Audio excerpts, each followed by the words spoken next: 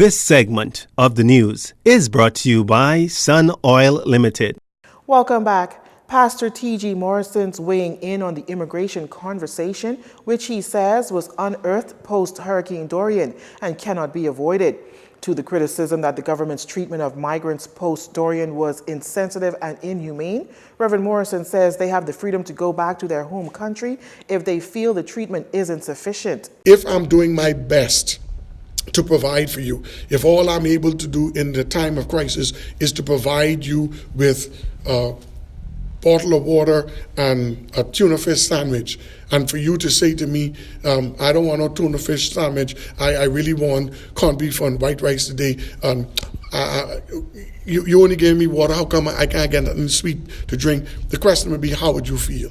So if I am in dire straits, and if I am at the mercy of others, no one is beating up on you, no one is intentionally trying to harm you, persons are giving based on the resources that are available to them, I think the word is gratitude.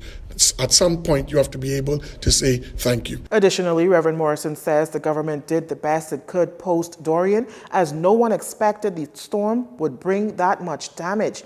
He says the country at large did everything possible to be as humane and sensitive to the plight of those who have been displaced. I believe that the resources that are necessary to help in the rebuilding and the reconstruction effort is not going to come from air.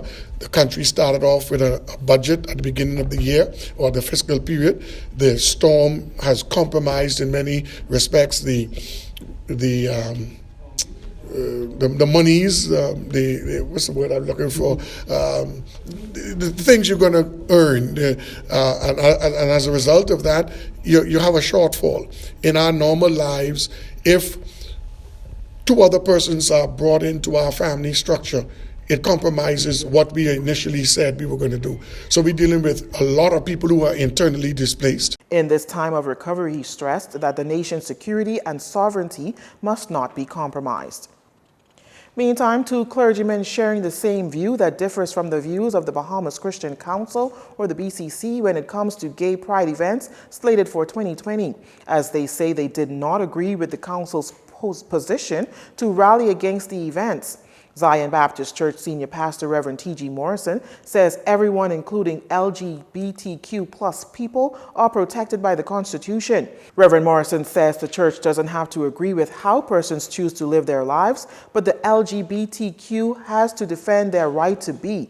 Those of us who belong to the Christian church, we believe in a particular ideal as revealed to us by the sovereign God. Those who belong to the community of faith are baptized into a particular community, and we are saying, by grace, we're going to live by these ideals. If someone is outside of that community and they have their own set of ideas that they're living by, I can't impose or force them to live by the ideals that I choose to. I'm a Christian. And there are many times I miss the mark. There are many times I sin. There are many times I don't do what I pledge to do. But deep down, I'm committed to at least striving for that.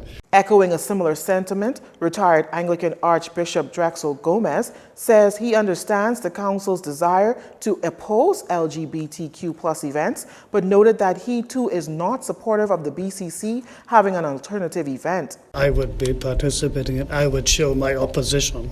I don't approve of that and say so publicly, but I wouldn't want to get in the street, it seems to me it's not only a confrontation, but you open up the thing for an almost an anti-Christ-like approach to life, as Pastor was saying, that state clearly we disapprove of this. We disapprove of it because we believe that this is not the way of life that Scripture gives us. And I would stop there. I wouldn't go into something else. Stressing the freedom to choose, both clergymen say the gospel compels the church to love everyone despite their beliefs. Meantime, opposition leader Philip Davis not picking any sides in the matter. In stating the Progressive Liberal Party's view, Mr. Davis said everyone has the freedom of expression, including the Bahamas Christian Council. His comments came during the Progressive Liberal Party's monthly press briefing yesterday.